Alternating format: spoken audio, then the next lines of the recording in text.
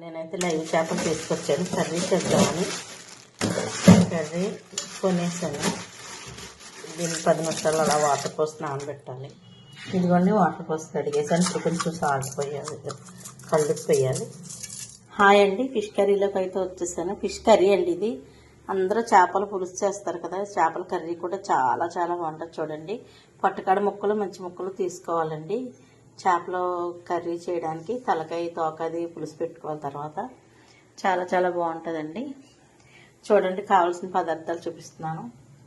మసాలా సరుకులు: గసగసాలు, జీలకర్ర, లవంగములు, ఇలాచి, జీడిపప్పు, ధనియాలు, కొంచెం మిరియాలు, తగినంత కారం, కొంచెం సాల్ట్, ఆయిల్ పడినంత, వాటర్ కావాలండి, కొంచెం ఉప్పు, సరిపడా ఉప్పు కావాలి, పుదీనా, కొత్తిమీర కావాలి, ఎల్లిపాయ అల్లం కావాలి, ఉల్లిపాయలు 2, 4 పచ్చిమిరపకాయలు, పుదీనా మస్తు సూట్గా కావాలి.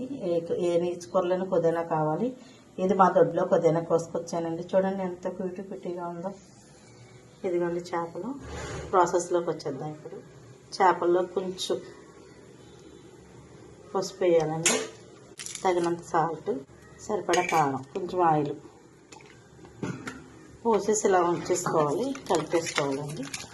ఇదిగోండి ఇలా మ్యారినేట్ చేస్తాను, ఇలా కలిపేసి ఉంచేసుకోవాలి. నీట్గా ఇలా పక్కన పెట్టుకోవాలండి చేపలు. ఇదిగోండి ప్రాసెస్లోకి వచ్చే 10 నిమిషాలు అయిపోయింది. ముక్కలు అయితే నానిపోయినాయి. ఉల్లిపాయలు పచ్చిమిరపకాయలు కోసానండి. ఇలాగా మసాలా అంతా నూరేసాను, గ్రైండ్ పెట్టేసాను. ఇప్పుడు మనం పొయ్యి వెలిగించుకోవాలి. బాగా కాగనివ్వాలండి. మట్టి దాకలో చేపల కూర వండితే చాలా బాగుంటుందండి.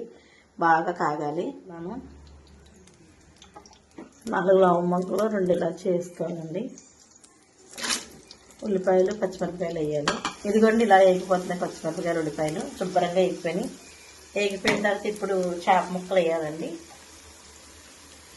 చూడండి, వేసేసాను. అలా 10-15 నిమిషాలు సిమ్లో పెట్టి అలా ఉంచేయాలి. ఇప్పుడు అల్లం వెల్లుల్లి పేస్ట్, గరం మసాలా పేస్ట్ వేయాలండి.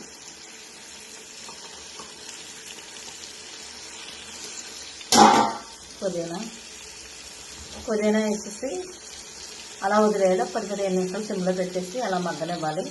బాగా మగ్గిన తర్వాత అప్పుడు ప్రాసెస్లోకి వెళ్దాం. కర్రీ అయితే తయారైపోతుంది చక్కగాను. కొంచెం వాటర్ పోయాలి. వాటర్ పోస్తే కూర ఫినిష్ అయిపోయినట్టే. చూడండి, కర్రీ అయితే తయారైపోయింది. గుమగుమలాడుగా ఫిష్ కర్రీ. ఇది పులుసు కాదు. చూడండి, కొద్దిగా కొత్తిమీర వేసుకొని కట్టేసుకోవచ్చు. చాలా చాలా టేస్టీ ఉంటుంది. తిందామండి.